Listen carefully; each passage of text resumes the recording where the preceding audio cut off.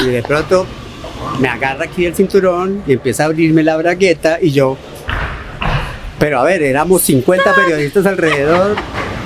Alcancé como a cerrar los ojos y dije, no puedo creer, me van a dar la de mi vida.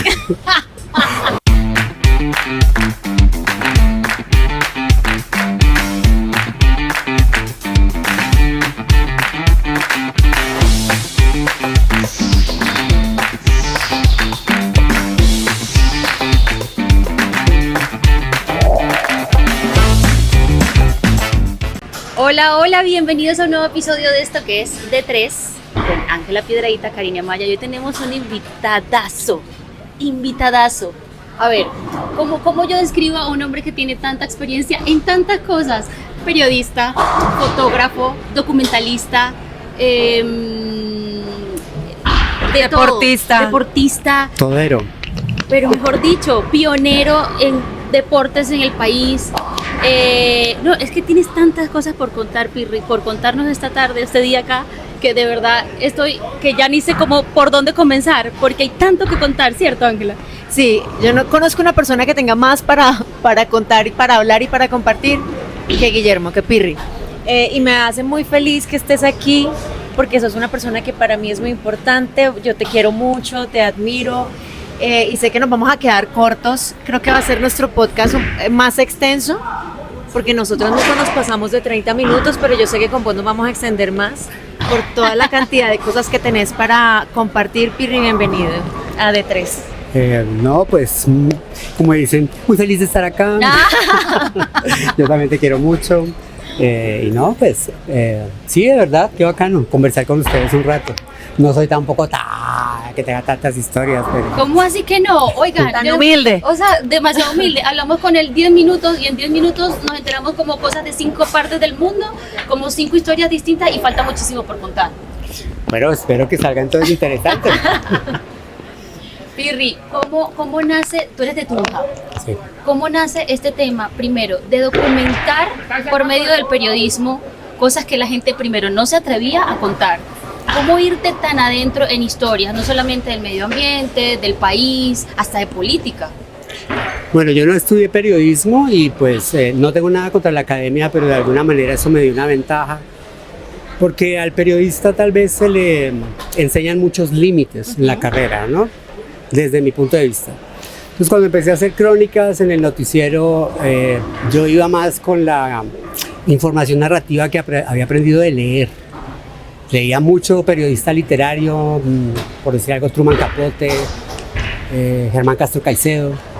Y mi manera de narrar venía de la crónica, el reportaje y el documental. Entonces, fue el estilo que utilicé desde el principio.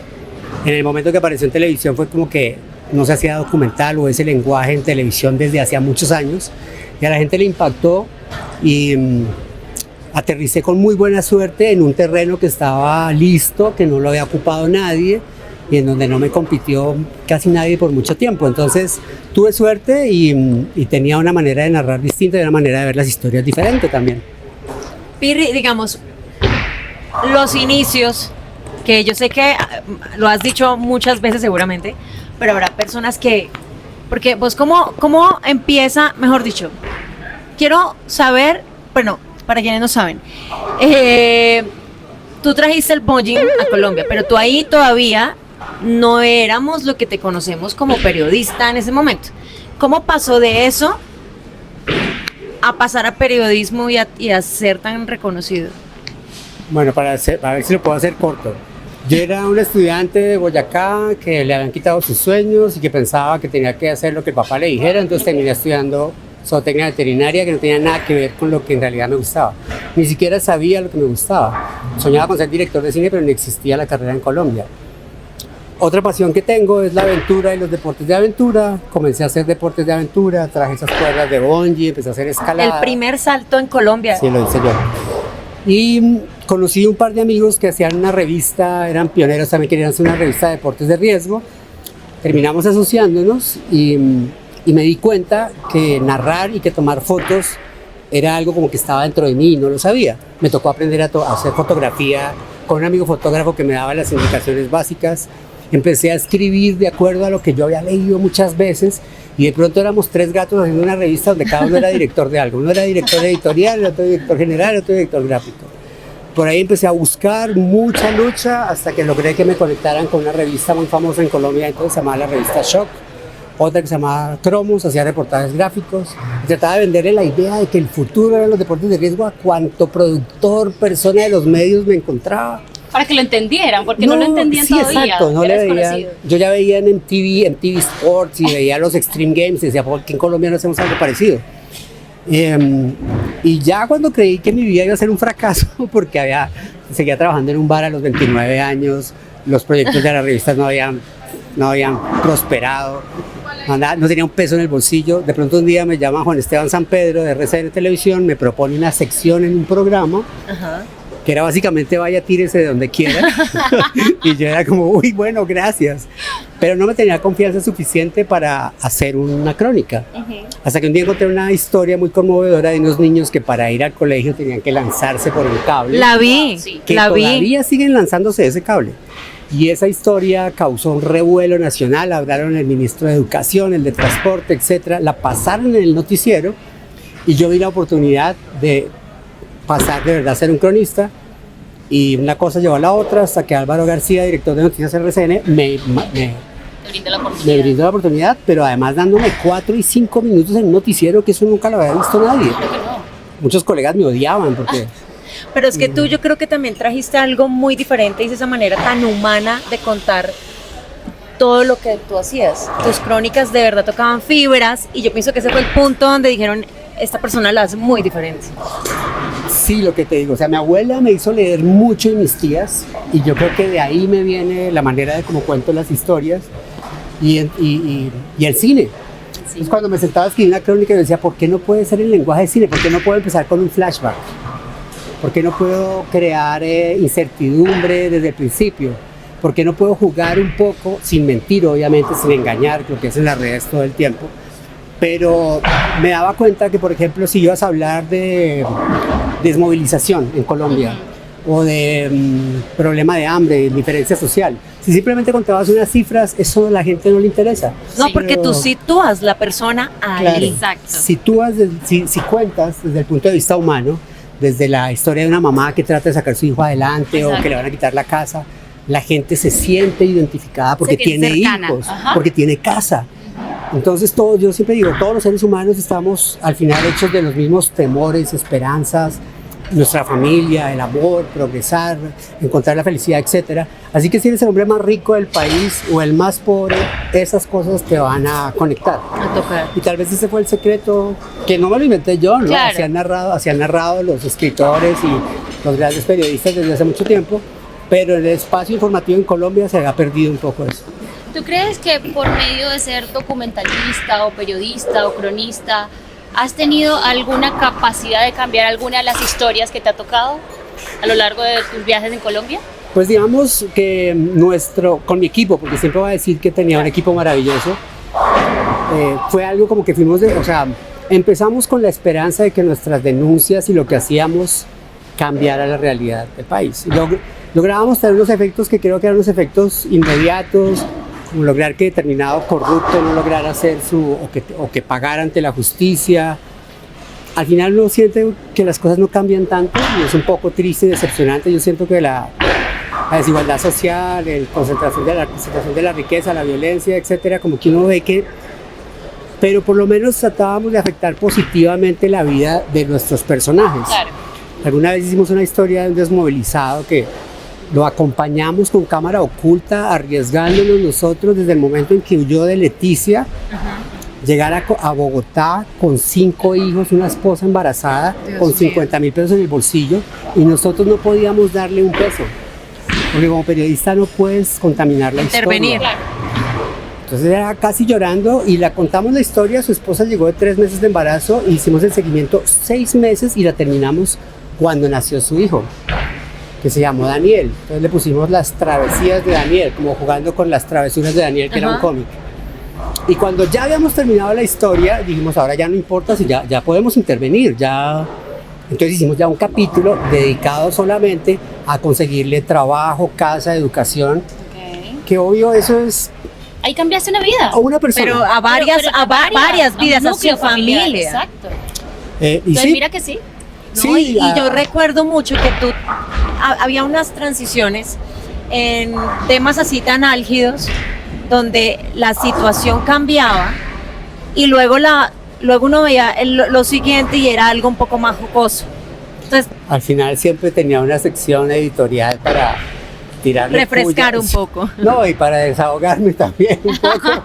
porque- liberar un poco también, como, claro. Como colombiano era mi manera también de como de, pucha, ¿no? O sea, con un tono muy sarcástico denunciar y Con un humor tratar de negro. poner en ridículo, al menos tener el desahogo momentáneo de burlarse pues de la corrupción, de la politiquería, y bueno, mucha gente como que esa parte le calaba mucho más y decía, uy, es que usted cómo se arriesga. Yo le decía a la gente, en realidad decirle aquí a un corrupto que es un payaso, un cochino, complicado. no es arriesgado.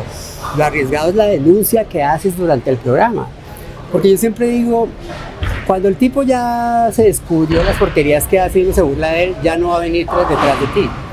Pero cuando estás denunciando la porquería que va a hacer, es donde te amenazan y tratan de callarte, etcétera. Yo me acuerdo que una vez saliste con una sandía y en bola, ¿no?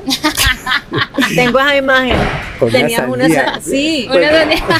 Y que hizo tantas cosas que está No sé, memorizando salió muchas veces desnudo. Creo que uno de los programas más divertidos y que más éxito tuvo era este fotógrafo Spencer Tunick, que hacía fotografías de desnudos De masivos. desnudos masivos, claro, que la hizo en Bogotá. Pero eso fue en el 2005, o sea, lo vino a hacer en Bogotá casi 10 años después. ok. Con mis investigadoras yo descubrí al tipo, pues nosotros siempre estábamos pendientes de qué pasa en el mundo y venía para Chile.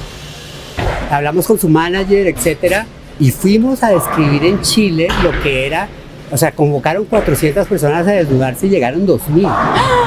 Y yo, pues obviamente me empeloté y me metí con la cámara Claro. adentro. Y ustedes se querían pelotar, diga la verdad. No, la verdad no mucho. Además, porque con ese frío en Chile, la verdad uno era así, ¿no? Entonces no era tan... Pero recuerdo mucho que me encontré una colombiana y estábamos los dos en bola. Ella se voltea y me dice, ¿tú eres Pirri? Y yo me volteo y digo, Ay. sí, de Colombia. Y cuando nos dimos cuenta, llevábamos 5 minutos charlando, mirándonos así. Claro. Mirando para abajo. O sea, estuve desnudo con la vieja unos 10, 15 minutos y no le conozco las pochecas, nada. Ni ella me conoció tampoco nada porque nos daba vergüenza. Al final fue un programa muy emocionante porque la sociedad chilena muy reprimida por la dictadura, súper goda la sociedad, como que ese día me acuerdo que tenía una imagen de una señora de unos 85 años con una boina y nada más puesto Ay, diciendo porque soy bella. libre y puedo Ay, hacer qué lo que yo tal. quiera.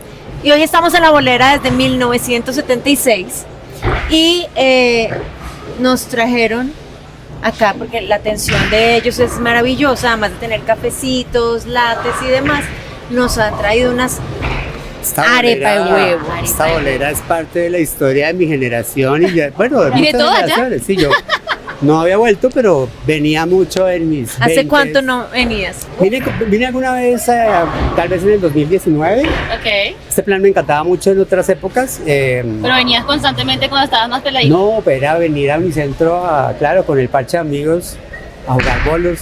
Y mira, se sigue manteniendo y es Sí, una sí, maravilla sí, porque sí, sí. se sigue O sea, viniendo que hay el parche. muchos recuerdos en este momento. Sí, claro que sí. Sobre todo de esa edad de mi vida. Esa era tan buena, ¿cierto? Que uno no tiene así como mucha responsabilidad. Sí, tampoco mucho dinero, pero... Y tampoco mucho, pero uno se la gozaba. Yo no Sí. sé cómo hacía uno sin plata siempre tenía plan. Y siempre así sea un heladito con el amigo, con la Es noviecita verdad. o el noviecito, y todos éramos felices, pero bueno. ¿Cuál era el Yo- plan tuyo favorito? Uf. Además de Bueno, jugar bolos. Yo trabajé desde muy pequeño en bares alternativos, que les decían así en esa época, que eran los bares que traían toda la música que no sonaba en Bogotá. Héctor Buitrago, que era de Aterciopelados, era uno de los dueños. Claro. Traía la música de Londres, de París. Era todo lo contrario al crossover de la época, que era merengue, salsa, vallenato y siempre mi movida se fue muy por ese lado. Comencé, ese underground me llamaba mucho la atención. Empecé a ir a bares que se llamaban, por ejemplo, Vértigo, Campo Elías Bar, La Floristeria, con 3 pesos en el bolsillo, a ver a las chicas así con caras de morticias, dar. En esa época que era el labial café. Entonces mi plan giró mucho, la fiesta era mucho alrededor de eso y mis otros planes era irme a Suezca a escalar o a Girardot a saltar en paracaídas. así. Pero pues también, y cine porque el cine, Siempre ha sido parte de... no, pues yo no tenía el televisor en donde vivía. Y el cine era toda una experiencia que se ha perdido, ¿no?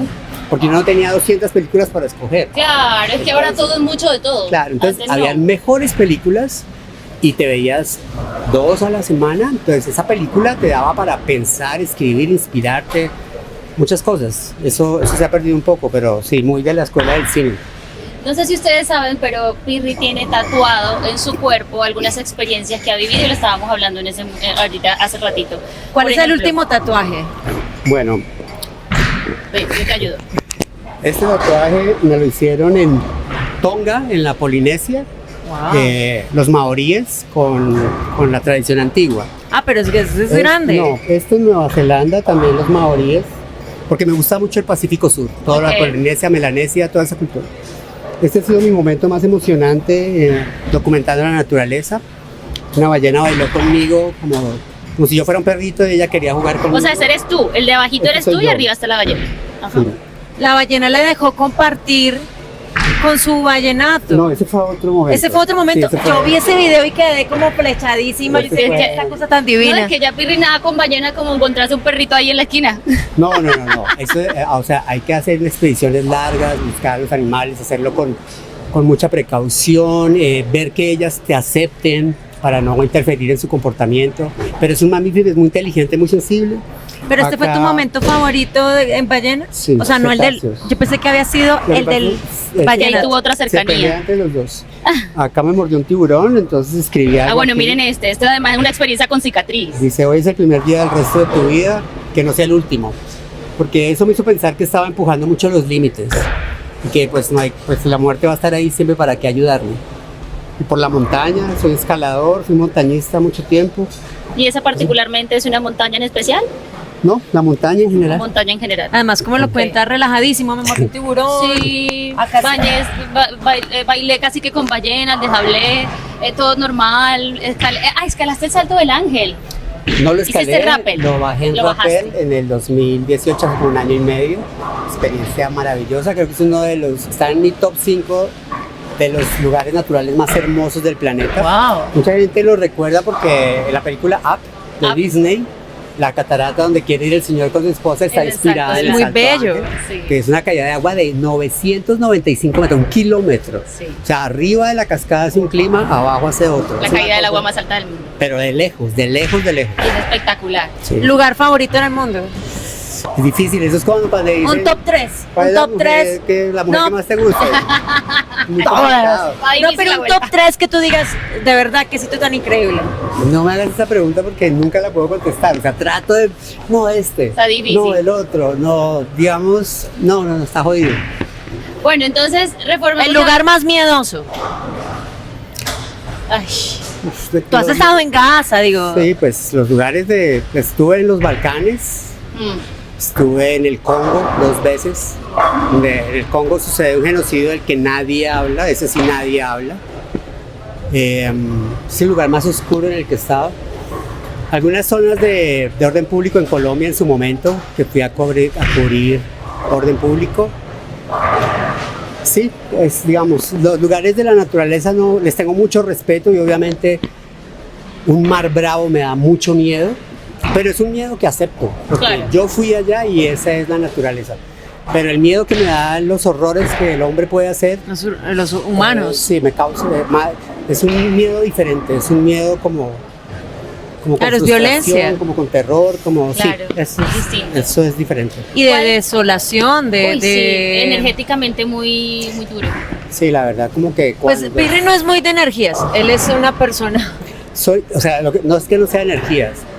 Yo veo la energía desde la otra física forma. mecánica, Ok. desde la mecánica cuántica o la Ajá, física cuántica. interesante. Me encanta saber de el átomo, el electrón, el neutrón, Desde la ciencia. desde la ciencia. Y efectivamente somos más energía que materia. Lo que pasa es que me molesta un Definitivamente. poco la pseudociencia y la gente que prostituye la palabra Ok. o que te vende cursos con eso.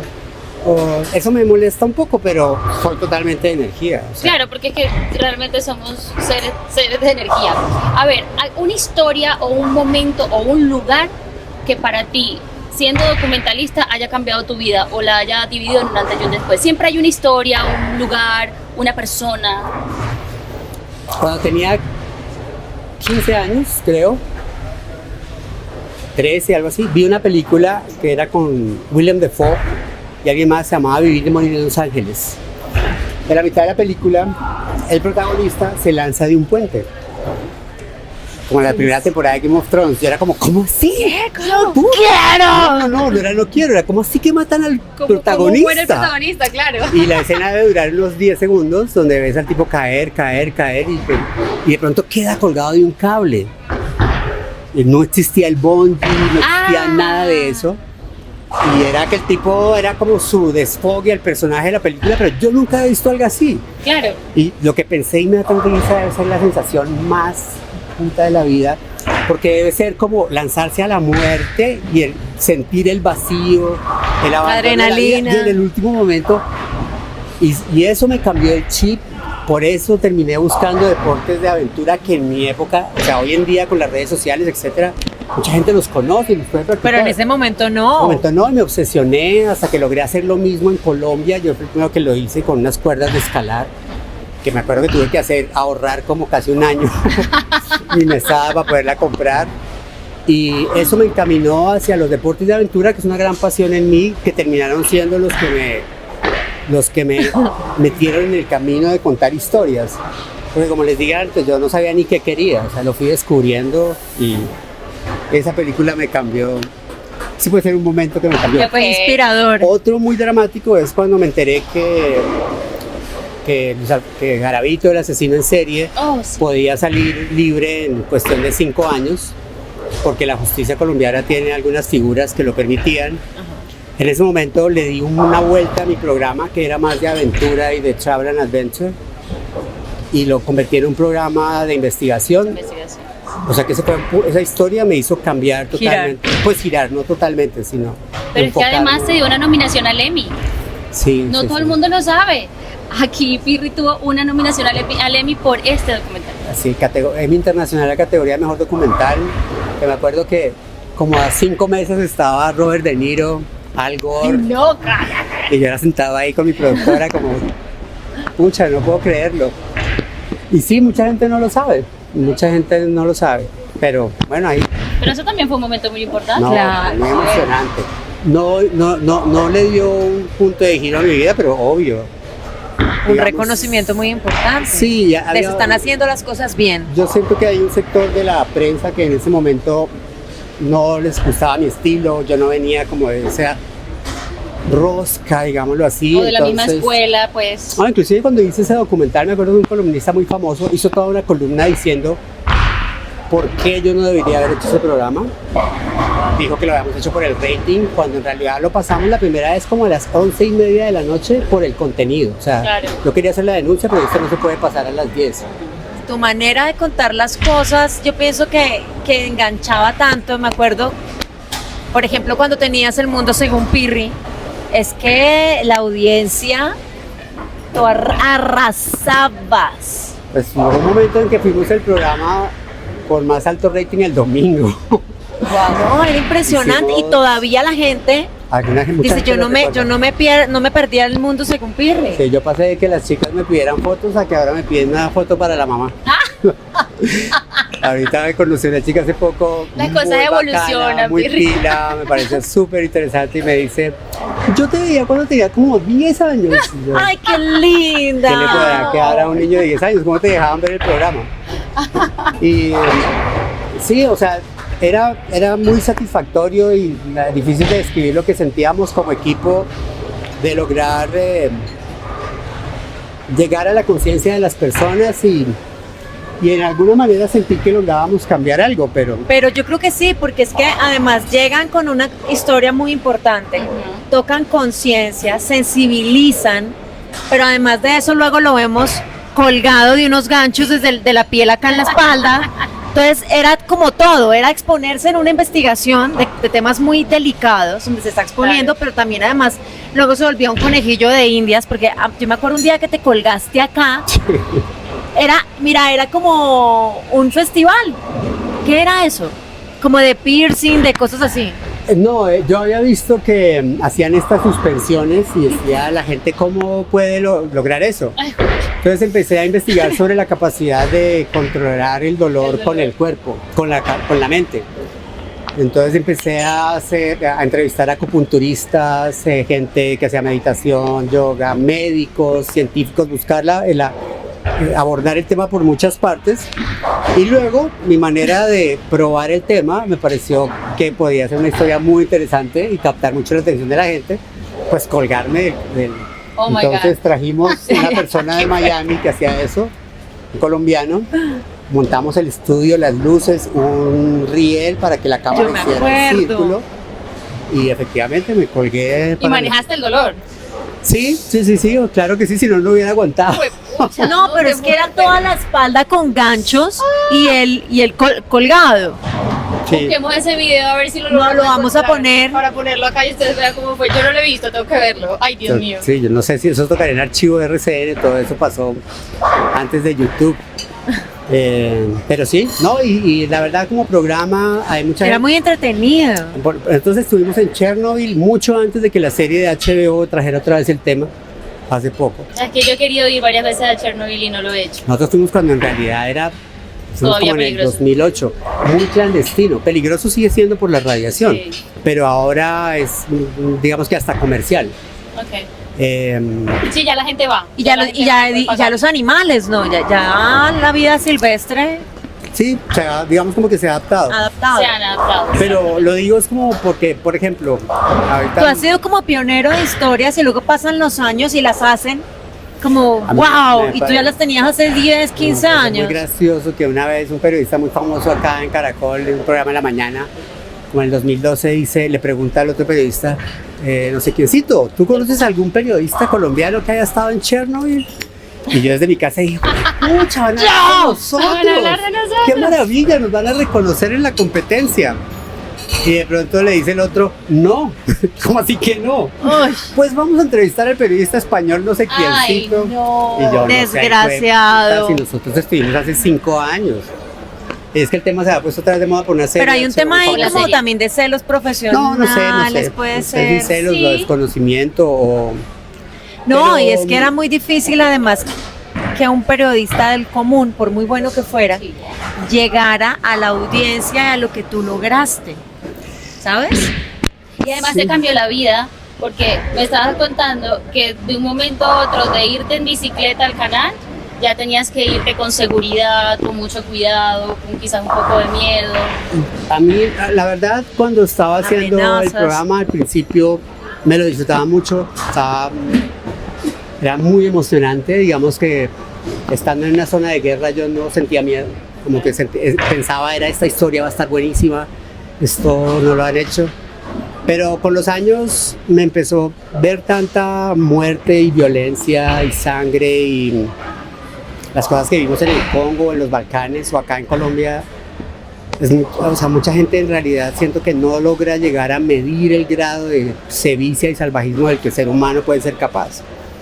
Y no, yo recuerdo que ya en el 2014 cuando pedí al canal que me dejara irme al sabático, pues yo ya estaba con psiquiatra, psicólogo, con depresión, ansiedad, no dormía.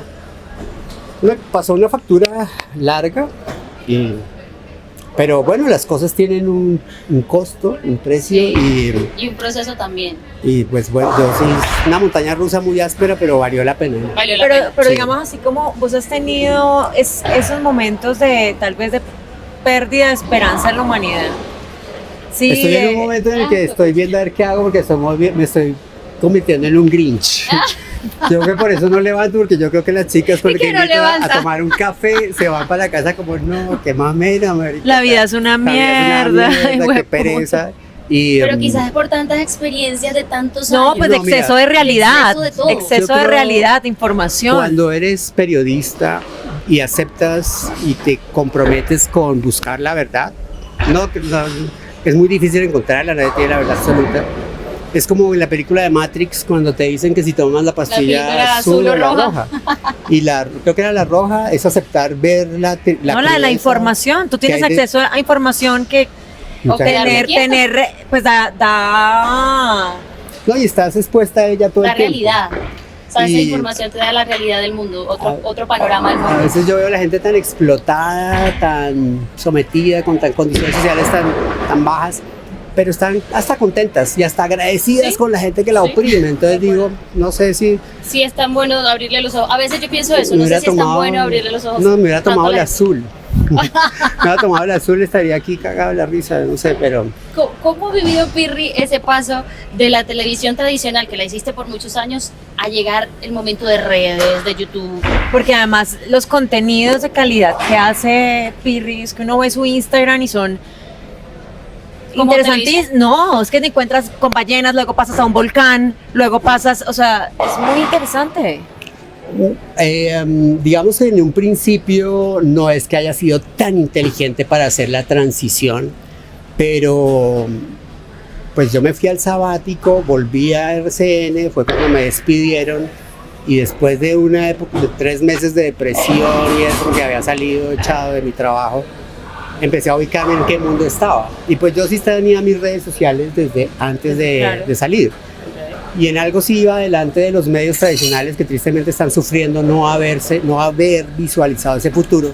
Porque cuando le propuse al canal que me pagaran un practicante para que manejara el YouTube del programa con un salario mínimo, Dijeron como me no. dijeron, no, ¿eso para qué? Luego a los 2 años trajeron unos gurús de España para que nos dieran una conferencia a todos los directores del programa a decirnos que teníamos que abrir un canal de YouTube, Oh my God. que yo lo tenía abierto tenías 2 años clarísimo. antes.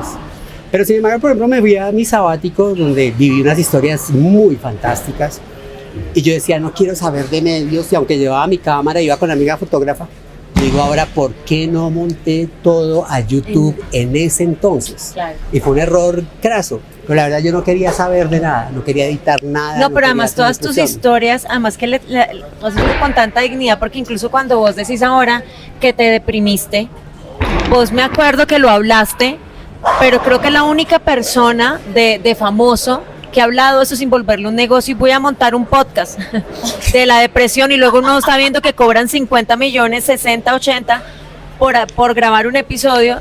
Tú lo hiciste como algo, o sea, No, algo a muy mí- digno. Natural. No fue, Pues sí. pues yo no lo quería hacer, o sea, yo estuve internado en una clínica de salud mental y alguien se lo contó a un programa de chismes y eso salió en varios chismes. Al final me pidió una entrevista y dije, bueno, pues todo el mundo está hablando de esto, tengo que salir a aclarar decir la esto y realidad. contar qué es lo que me pasa.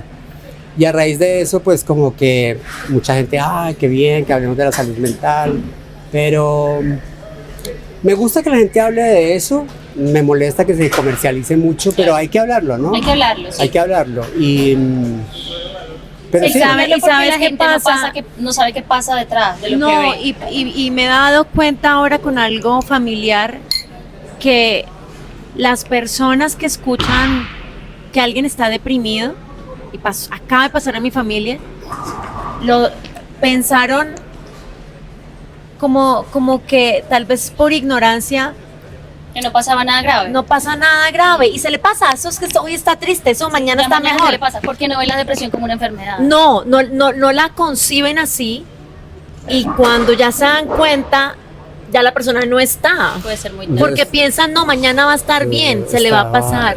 Eso que tuvo un día malo y ya. Exacto. Un influencer chileno. que O es está- algo de la edad, digo, en gente muy joven piensan, ay, es que es tan joven, esos muchachos de hoy en día, mañana se le pasa. Sí, y bueno, y el Y hecho no. de que el tema se exagere, o no sé, a veces no sé si algunas personas en realidad lo están padeciendo o sienten como que hay que estar, sobre todo con los influencers, ¿no? Bueno, pues tengo que estar en la En la jugada. pero prefiero no juzgar mucho al respecto. Lo que sí digo es que hace poco vi un influencer chileno burlándose y decía, ahora todo el mundo tiene que ir a terapia. En Ay, la no te creo. No, pero déjame terminar. Pues si en la época de mi historia la terapia era que mi papá llegaba, nos daba 10 rejazos y se iba a dormir. Y yo decía, pues por eso es que estamos así. Por eso es que estamos así.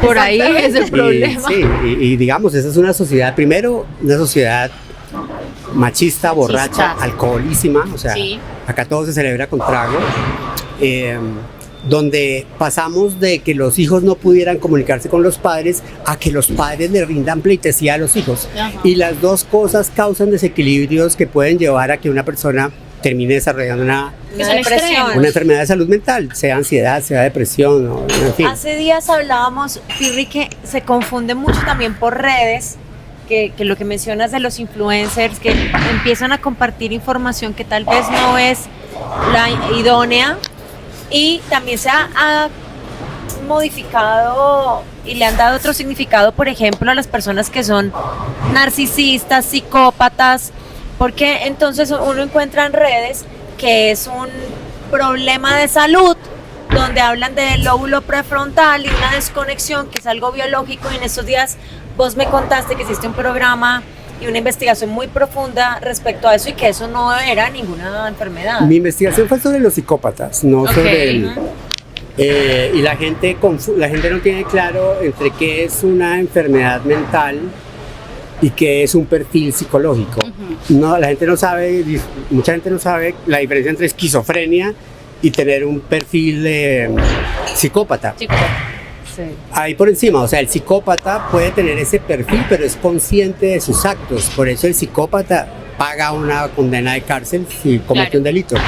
El esquizofrénico es una persona que es, perdón el término porque ya políticamente no es correcto, pero es una persona que está loca, que puede estar aquí hablando contigo y de pronto le da un ataque, está en otra realidad, te puede matar, te puede hacer algo, pero la persona en ese momento no es consciente de sus actos. Esa persona cuando comete un delito va a un hospital psiquiátrico. Pero esos son los extremos de la salud mental. Hay que marcar muy bien los extremos, porque pues tener una depresión o un problema de ansiedad está muy al otro lado del espectro. Exactamente. Y, de acuerdo. O sea, pues, digamos, yo hablo desde lo que investigué para entrevistar a este psicópata. Claro. Porque cuando... Desde la responsabilidad de tu investigación. Y yo siento como ahora todo el mundo es experto en algo, y es me parece un lugar muy oscuro de esta realidad, porque ya no, la gente le cree, la gente no va al nutricionista, la cree gente en el influencer. Entonces, digamos, hace poco estaba hablando con una persona realmente seria en el tema de medicina nutricional. Y terminé yendo a mi casa a darme cuenta que había caído en la moda del magnesio, del colágeno. Ahora todos tenemos deficiencia de algo. De hierro. Tomar agua sola está mal. Marica, esa no la puedo creer. Que si no tomas agua con limón y sal. La humanidad lleva años hidratándose con el agua. Y veo a uno de estos médicos funcionales, el calvo este que supuestamente es el más serio, vendiendo, y claro, al final dice, te puedes hidratar con el suero que yo desarrollé o el de otra marca. Yo decía, no, ¿dónde caímos? Entonces todo lo venden con miedo, todo lo venden con terror, y yo mismo he caído en eso. Entonces, si no tomas magnesio, no sé qué, yo, puta, no, magnesio por la mañana, magnesio al mediodía, de 5 clases diferentes. O sea, me puse a hablar con citrato de magnesio, cloruro de magnesio, que no es youtuber, claro. Y me dice, a menos que usted tenga los síntomas o le hayan hecho un estudio donde diga, usted tiene deficiencia de esto. Bueno, mucha gente que no come carne termina teniendo deficiencia de hierro. Es muy común. O las mujeres en la menopausia tienen ciertas deficiencias. La de D3, por ejemplo, vitamina D. Exacto, entonces lo ideal sería que la gente no empezara a hacer lo que el influencer le dice, sino por lo menos que un profesional por lo menos consulte otra fuente. O sea, la del agua no hidrata ya es la tapa de la tapa. No, es que las frutas son malas. No, que el huevo es malo. O sea, todo es malo. Todo es malo. Yo por eso no voy a decir acá si el huevo es bueno o es malo, porque yo tampoco soy nutricionista y cada uno es lo mismo. Pero es cierto, tú te pones a ver y entonces sale este influencer, el huevo es malo, y luego el otro, cómete 2 huevos al día. Y luego entonces... El exceso de información es aberrante. Estos doctores funcionales, este doctor es el... No digo, no quiero entrar en detalles. Hubo otro programa que yo me acuerdo, donde fuiste a... ¿Qué? Era como algo de porno. Bueno, era como un ese era el Festival de Cine Erótico de Barcelona. Festival erótico. Oh my gosh. El Festival de Cine Erótico. ¿Ahí también te embolaste? Sí, también. ¿También? No, ¿le gustó? No, eso fue antes de Chile. Debo tener algo de exhibicionista. Yo creo que sí, ¿viste? Lo estamos sacando del subconsciente. ¿Cuáles son las anécdotas que nos puedes compartir de eso? Eso fue hace... Eso fue hace rato. Pero sí recuerdo que el día antes de la rueda de prensa con las actrices, yo estaba sentado en mi hotel muy nervioso pensando qué preguntas hacer. Porque pues mis preguntas eran, ¿no crees que la pornografía degrada a la mujer? Ay, Que está hecha, enfocada en, bueno, en fin, una cantidad de preguntas, sí, periodísticas, digamos. Cuando llegamos a la rueda de prensa, una rueda de prensa grandísima, hicieron un par de preguntas generales y luego cada uno de nosotros podía pararse frente a una de las actrices y entrevistarla. Yo estaba detrás de una actriz que se llamaba Belladonna, que en su momento era la novia de Nacho Vidal. Ok. Caramba, o sea, la Era pareja del estrella. momento, sí. Una mujer muy joven, muy bonita. Y yo era el primero en la fila. Yo, ay, Dios mío, qué nervios, ¿no? Y entonces de pronto llega un periodista de otro medio y me dice, ay, que por favor lo dejara colar, que él solo necesitaba hacer unas fotos y que él ya se iba. Yo, no, pues claro, siga. Claro. Y él saca la cámara y le dice a Belladonna que pose y Belladonna hace un par de fotos y luego se saca una pocheca y luego se sube la falda y luego hace unas cosas que yo decía, pero... Te quedas así. What the fuck? Entonces cuando ya estuve enfrente a Para ella, seguir, ¿no crees que denigra? no, pues cuando estuve enfrente a ella ya no era capaz de preguntarle lo que quería preguntarle. Para eso después escogí un personaje y le hice una crónica. Pero entonces en su momento yo pues ¿qué le pregunto? Entonces le dije, bueno, que no haría ante una cámara. Y la vieja me dice, animales y niños. Y yo todo y lo demás, todo, que lo demás era pues, Normal. ustedes dejen volar su imaginación. Y ahí como entonces en medio de las preguntas le dije que qué era lo que más le gustaba. Entonces me dice, eat cock. Oh my God. Eat cock. Bueno, no sé, pueden tapar. O sea, comer. O sea, Oh my God. Oh my God. entonces yo le dije, ok, ¿cuál es? Which is the secret for the perfect blowjob? Le pregunté. ¿Cuál es el secreto para mí? Entonces me dice, I showed you. Y yo, Que le iba a mostrar. Oh my God. I showed you. Y de pronto me agarra aquí el cinturón y empieza a abrirme la bragueta y yo, pero a ver, éramos 50 periodistas alrededor. Alcancé como a cerrar los ojos y dije, no puedo creer, me van a dar la de mi vida. Quedé como choqueado, o sea, cuando ya metió las manos en mi pantalón y las sentí un poco más abajo, me entró un ataque de pánico y de miedo y después dije, a mí no se me va a endurecer acá. Aquí no va a Y pasar voy a hacer el nada. oso frente a 50 periodistas. Acá no va a que suceder tengo nada. atrás. No, igual o sea, no tenía posibilidades, pero pues, entonces le dije como, ay, la aparté. Y hubo un silencio como en el lugar y luego todo el mundo se murió de la risa. Claro. Y eso fue el primer día. Todo el resto del festival era como, ese es el man que Que no dijo la que logró. pasaba por ahí y se El burlaba que no de la mí. logró. Pero bueno, detrás de eso pues había unas historias muy duras y muy Claro. fuertes. Pero me acuerdo que al final del festival entregaban los premios Ninfa, que era como unos Oscar. Ok. Entonces era, bueno, premio a la mejor escena de sexo oral. Por las nominadas, y salía la nominada. Espérate, y ellos recogen el premio y agradecen. Bravo, Yo he visto eso. gracias Yo he visto por ese este La premio. directora, Y la el director, mamá. y thank you so Gracias, much mamá. a mi mamá, a mi esposo que me apoya en mi carrera. O sea, es Por una esta cosa- genética, mamá, gracias. Hoy ya casi que ni juzgo. Hoy digamos que ahora estaba viendo que la industria de OnlyFans produce ingresos superiores a lo que produce toda la industria de la NBA en Estados Unidos. Que hay millones de mujeres haciéndolo y al final la moralidad creo que es muy relativa. Es muy relativa, sí. Y la sociedad es muy hipócrita. No me parece que sea algo ideal, ni mucho menos. Bueno, en fin. Mientras cada quien que lo haga esté tranquilo con lo que hace no, Sí. y no le haga daño a nadie, yo creo que no lo podemos meter tampoco en la historia ni en las decisiones de nadie. Trato de no juzgar tanto, pero en ese entonces el programa también fue un escándalo acá. Me imagino. Además que pasamos una crónica en el noticiero de las 7. En horario Uy, no. familiar. No, eso fue... Me imagino todo el canal escandalizado. No. Y lo peor Es es horario que, familiar. recuerdo que yo se la presenté al director, Alvarito, y me dijo, qué hijo de madres, pasémosla. Oh my God. Y la pasamos y creo que el dueño del canal llamó personalmente indignadísimo. Fue un cagadón Dios. y yo lo reconozco, o sea, no era para ese momento, pero bueno, cagadas también cometimos muchas. Bueno, en ese proceso obviamente porque todo era nuevo. Una de las mayores embarradas. Que vos digas, bueno, esta sí fue embarrada. Había un personaje que supuestamente era un profesor del Chocó que había logrado llegar a la NASA. Y nosotros, yo vi la historia en un corto en cine y después la vi en un medio importante. Y nuestra obsesión era conseguir al personaje. Y lo conseguimos y fuimos a Cabo Cañaveral, lo entrevistamos en su casa, etc. Pero como había salido en otro medio y lo habíamos visto en un corto documental, cometimos el error de que, ni siquiera sé si fue muy error, o sea, porque confiábamos en la rigurosidad de los otros dos fuentes, pero no hicimos más investigación.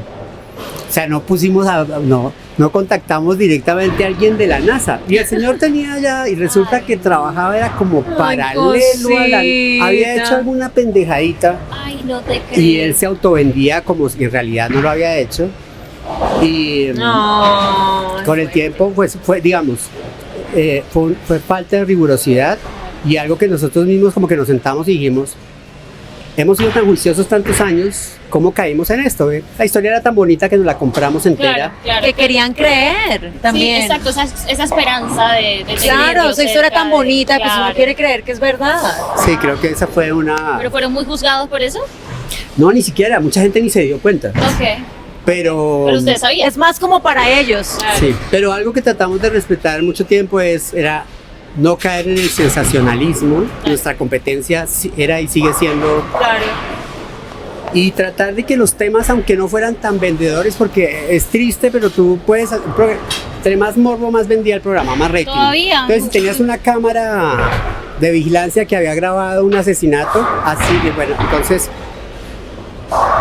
Así no, digamos, es muy triste la violencia del país, una persona murió, pero nosotros preferíamos irnos a temas que no tenían una cámara oculta grabando ese tipo de violencia, pero que sentíamos era más relevante para el país, o sea, todo, sí, y digamos que en algún momento siento que, inclusive sentí presión de parte de la vicepresidencia de programación, porque el programa que más rating marcó involucraba a una mujer muy famosa en Colombia a la que le habían inyectado biopolímeros. Ok.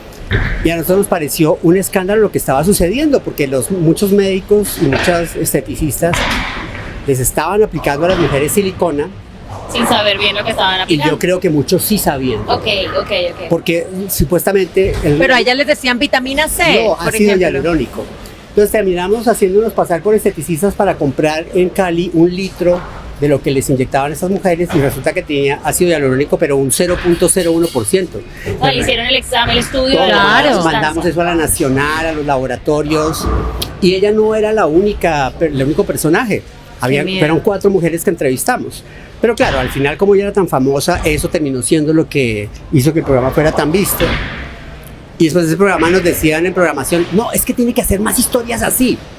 No hay polémica. No hay chance. Pero de alguna manera mi utopía era que las buenas historias, digamos, las historias periodísticas no tenían por qué ser aburridas. Claro. Y que podían ser interesantes y tener buen rating sin necesidad de mentir ni ser amarillista. O sea, ¿En algún momento te sentiste como amenazado? ¿Hubo en algún momento una llamada de presidencia, de gobernación, de alcaldía, Todas las semanas, no, pues, diputado? hubo un momento en que en realidad, me acuerdo de cuando me llegó la primera carta del abogado de un expresidente muy famoso, Wow. más o menos diciéndome que injuria y calumnia, que yo sabía que no lo habíamos hecho porque éramos muy rigurosos, pero más o menos como que me iba a quedar en la calle, pues, mejor dicho que...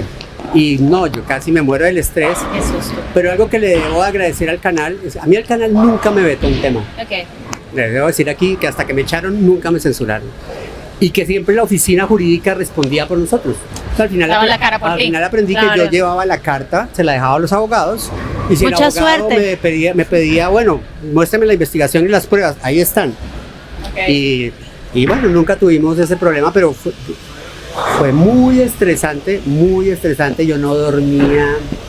Entre eso, la realidad que uno grababa y la situación de seguridad de uno, yo no sé Es cómo que aguanté. La gente no termina de entender el periodismo de investigación. Es una carrera riesgo que extremadamente tiene. riesgosa, complicada, no solamente Sí. en países donde hay violencia como el nuestro, como Colombia, como los países cercanos. Mira que en estos días estuve viendo un documental del New York Times cuando descubrieron el escándalo de Einstein. Y Qué duro Es eso. terrible de Epstein. Epstein, Harvey Weinstein. Ajá. Ujú. Todo lo que pasaron los periodistas y todo lo que tuvieron que firmar y protegerse para poder sacar este escándalo en Nueva York, el New York Times fue terrible. Tenían un equipo de abogados protegiéndolo porque él también tenía su equipo de abogados. Y entonces Pero- todo tiene que ser legalmente para que ellos no se vean afectados. Y son investigaciones que pueden durar años y la gente no tiene ni idea de todo lo que pasa. Pues ahora imagínate una investigación sobre la industria del petróleo, sobre la minería Qué miedo. en el océano. Lo ambiental es muy peligroso. Muy peligroso. Cuando cuando te vas más allá de las limpiezas de playas y los kumbaya, es serio, es muy peligroso. Es realmente peligroso. El asunto es que ha cambiado mucho el escenario y yo siento que ahora, antes buscaban al periodista o lo amenazaban o lo intimidaban o en últimas atentaban contra su seguridad. Ahora con las redes sociales, con todo lo que se puede hacer para manipular las redes, un personaje poderoso puede tener una granja de bots en la India Ujú. y generar 10.000 comentarios contra ti. El personaje denunciado puede salir a insinuar o que tú eres Es muy difícil. lo que tú quieras, que eres guerrillero, que eres lo que quieras. No, y ahora Y con luego inteligencia sus seguidores- artificial esto va a ser miedoso. No, esto va a ser tenaz. Entonces ahora yo veo con mucha tristeza que muchos periodistas, que respeto mucho, están en medios alternativos pidiendo donaciones en redes sociales. Y los fake news está tan grave que ya los mismos medios grandes Lo replican. replican o crean fake news. Sí. Y la gente, yo no entiendo, la gente como no se pregunta un poquito en su cabeza, o sea, si este medio tan grande le pertenece al empresario tener más grande discernimiento. de tu país, ¿no te genera un poquito de duda que haya algo de parcialidad en su información? De acuerdo. Pero pues el colombiano de a pie no tiene mucho tiempo de sentarse y decir, yo veo a mi mamá, llego y la veo viendo el noticiero del mediodía, le digo, mamá, por favor, Y es difícil también quitarles Cambiarle- Pero digamos el tipo de periodismo como el que ha hecho Guillermo, me parece que le da una sensación a la gente de que hay que hablar, que no hay que callar. de que Genera, pues de sí, creer de un alguna poco la manera sí, realidad y- porque es que además hay una violencia, digamos, en el país como nosotros que es pues socioeconómica, donde las personas luego ya no hablan porque es que pues, me echan de mi trabajo, si yo me quejo, si yo pongo una denuncia, pierdo mi trabajito, se vienen estas personas importantes, pues se sienten que no tienen derecho a alzar la voz y periodismos como el tuyo le dan un mensaje a la persona de pues de cierta Quizás de beligerancia, de cierto ánimo de no si se callar. puede hacer algo, se puede contar, por lo menos puede haber un ápice de está muy esperanza. complicado, o sea, la televisión está de capa caída y si uno se pone a ver los programas periodísticos que quedan, está duro, o sea, me gusta mucho y respeto un programa que se llama Los Informantes, el programa dura bueno. media hora, tienen que contar 2 o 3 historias en 10 minutos, inclusive uno de mis uno de los periodistas que trabajó conmigo, gran amigo mío, somos escuela juntos porque creamos trabaja ahí, pero hace poco me dijo un estudiante de periodismo, oiga, usted es mi inspiración, gracias a usted estudié periodismo, y yo casi que le digo, uy, perdóneme, disculpe. No quería Y que hacerle qué eso. pena. Lo único No, que es muy duro. me da un poquito de, o sea, sí, o sea, espero no estarme volviendo gruñón, pero lo que veo en redes sociales es, si la desinformación ya era un problema, el grado de desinformación al que vamos a estar sometidos es ya, o sea, la narrativa y el control de las historias y de la verdad cada vez estar más alejado de la verdad. Más alejado. Pero hace poquito veía al físico que yo te comentaba ahora, a Grace Tyson, y él decía, va a llegar un momento en que la desinformación y las fake news van a ser tantas en las redes sociales, que las redes sociales, que internet va a volver a ser una red de ver gaticos jugando y caídas, porque la gente ya no le va a dar absolutamente ninguna credibilidad periodística. Nada. Es que ya lo ves, o sea, yo me pongo a veces a scrollear, qué mamera, y entonces, esto que va a pasar, no sé qué, y te pones a ver y al final no pasa nada. O, esta orca mató a su... Y es una información de hace 10 años. Ajá. O, Repite las mismas imágenes de hace 10 No, y años hay de una historias guerra. que montan que son absurdas y Falsas. creen como, ¿te acuerdas? Lo de la anaconda, ¿ustedes lo vieron en estos días de la inteligencia? Salen No, todos pues los a medios. mí que me encantan las ballenas, o sea, estaba viendo un video de un buzo limpiándole los palitos a las ballenas como si fueran una gelatina, Y primero me dio piedra, después dije, muestre a ver, y pongo a ver los comentarios, y el 99% de los comentarios, Creían. ay, qué lindo, qué bonito. Y el peligro que eso tiene es que ahorita es anecdótico, pero en un par de años, o en un año y medio, que esto esté todavía más perfeccionado, cualquiera monta una imagen hecha en inteligencia artificial, pide donaciones para una causa, cuando la gente se dé cuenta ya clonan las se voces, robó la por plata y se ejemplo. fue. Sí. O otra cosa que decían de lo que puede llegar a pasar. Ahorita si grabas un político haciendo una trama, pues la Eso es un grabación montaje sirve- por- no, si van a todavía la grabación es un sustento para juzgarlo. Pero en un par de años van a decir, no, esto no nos sirve porque puede ser inteligencia artificial, no tenemos cómo Sí, corroborar. comprobarlo. Y el caso contrario, tú estás denunciando un corrupto y el corrupto va y se genera un video chimbo para desprestigiarte, y mientras tú logras demostrar No, que sí. eso es falso, ya se cagaron tu nombre. credibilidad, tu nombre, y el otro tipo se salió con la suya. Es muy rudo lo que está pasando. Sí, yo no quiero Porque ser- además es muy rápido. No quiero ser tan grinch, pero espero que algo pase, porque espero que esa Este- generación, que debe ser, esa generación Z, que nació ya con las redes y en las redes, ella misma, viendo este mundo que le están heredando, A nosotros nos tocó haga algo. vivir sin saber qué era un celular. Pero nosotros somos de la generación mixta. O sea, nosotros venimos de jugar ¿Vos entras Atari. en los millennials? ¿Sí? Cualquiera, yo no soy millennial, creo que soy X, ¿Es X? pero Yo yo soy creo millennial. que si a uno le tocó no internet, o internet es el y jugar Atari y esto, a esto es lo que estamos viviendo. el teléfono de la casa al fijo. Sí, a nosotros- Yo estaba chiquita, pero yo veía a mis hermanos jugar Atari, a mis hermanos mayores. Entonces creo que los que vivimos esas dos Yo tenía el realidades, Nintendo, el del grisecito con la pistola naranja. tal cual. Sí. Oye. Pero vi a alguien que decía que somos una generación, o que somos generaciones privilegiadas por eso, porque vivimos, una persona ahora no logra entender la magnitud que tiene lo que está viviendo porque no le tocó lo de antes. No lo tocó lo de antes. Yo lo que espero es que la inteligencia artificial muy pronto desarrolle los trasplantes de partes para que me cambien la columna vertebral, Ouch. me metan neuronas nuevas, Pues pucha, yo creo que para eso vamos. ojalá. Y si no vamos para eso, vamos muy mal, Ojalá, porque para sí. que estamos desarrollando, Sí. haciendo tantos avances. Ojalá. Yo te quiero hacer una preguntita. Hay algo, porque aquí ya se nos está acabando el tiempo, pero ¿hay alguna historia de Colombia que sientas que merece ser contada y aún no se ha contado?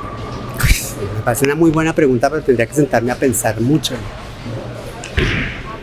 Pero si lo hay, si las hay. Que no se hayan atrevido, que no se haya dado el momento perfecto para contarla o para analizarla o para hacer la documentación adecuada. Pues creo que hay muchas, pero hay un problema con el proceso de paz.